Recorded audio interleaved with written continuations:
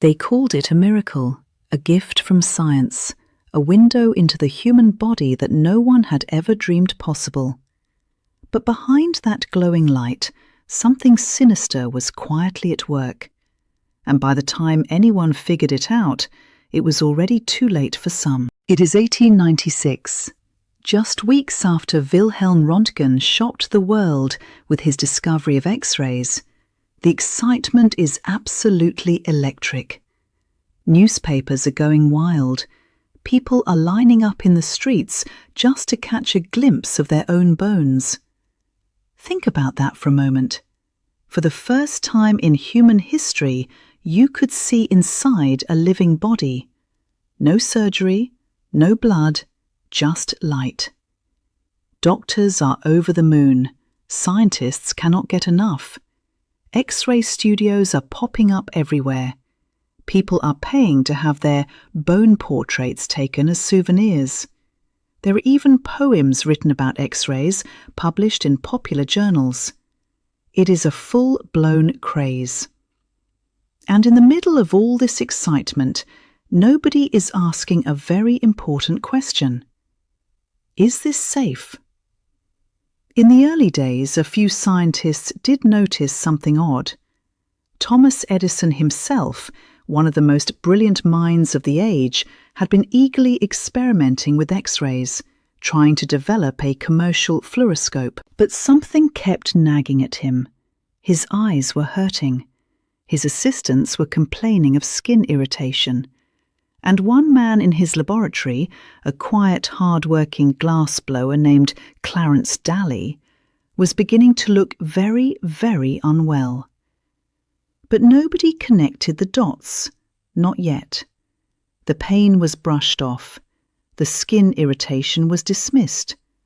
After all, how could light be dangerous? You walk in sunlight every day. These were just rays, invisible rays. Harmless, surely. That assumption was about to cost lives. Clarence Daly was not a famous man. He was not a scientist or a professor. He was a glassblower, a skilled craftsman who worked for Thomas Edison and had been trusted with one of the most exciting jobs in the world at the time, demonstrating Edison's fluoroscope machine. And Clarence did his job faithfully.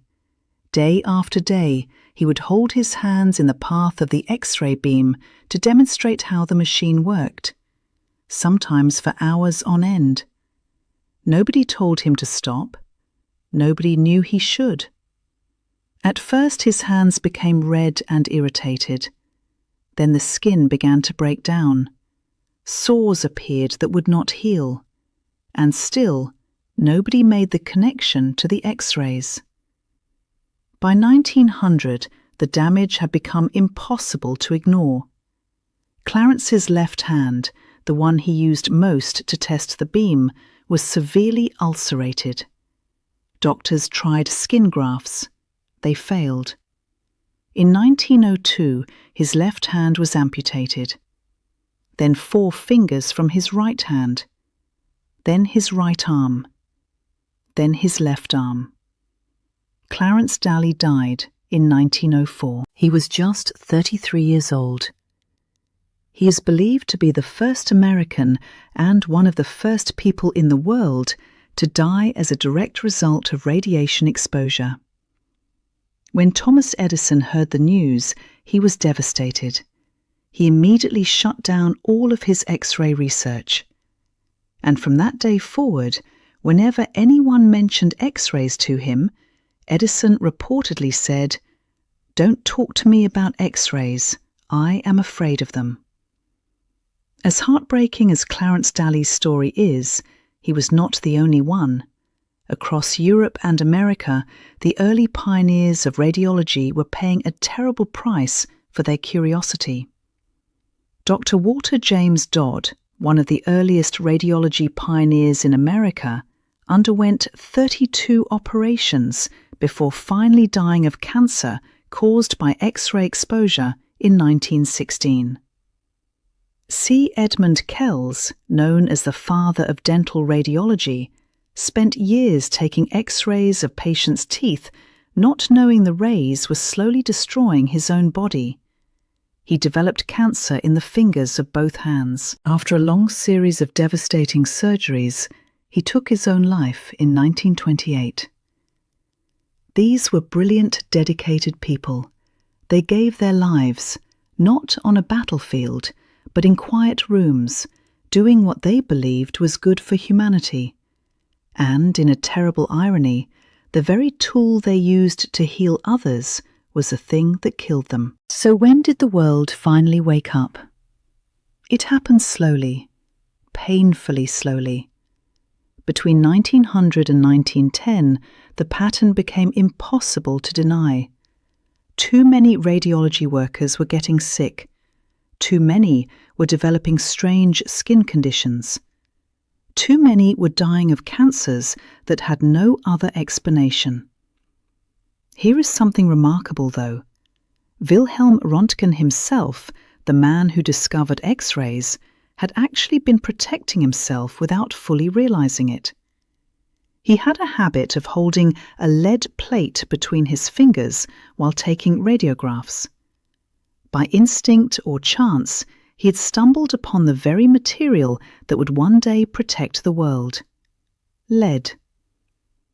A German physician named Heinrich Albers Schönberg, who himself had suffered radiation burns, began pushing the scientific community to take the dangers seriously. He published some of the earliest recommendations for radiation safety, suggesting that workers should limit their exposure time, maintain a safe distance from X-ray tubes, and use lead-lined shielding around equipment. Time, distance, shielding.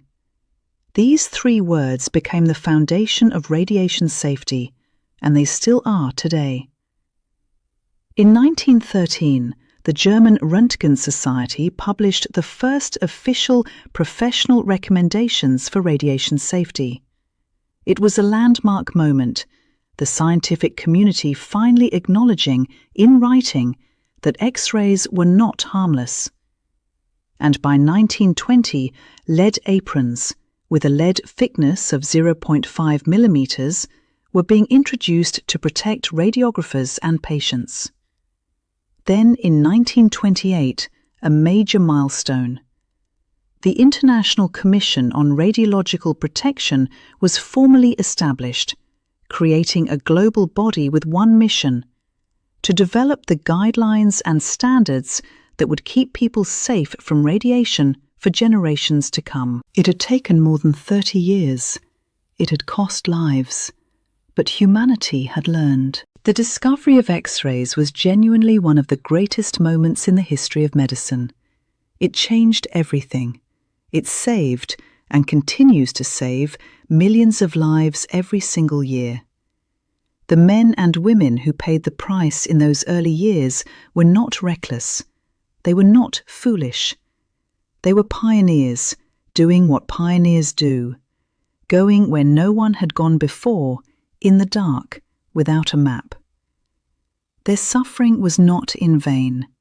Every lead apron, every safety screen, every regulated dose of radiation in hospitals today exists because of what they endured.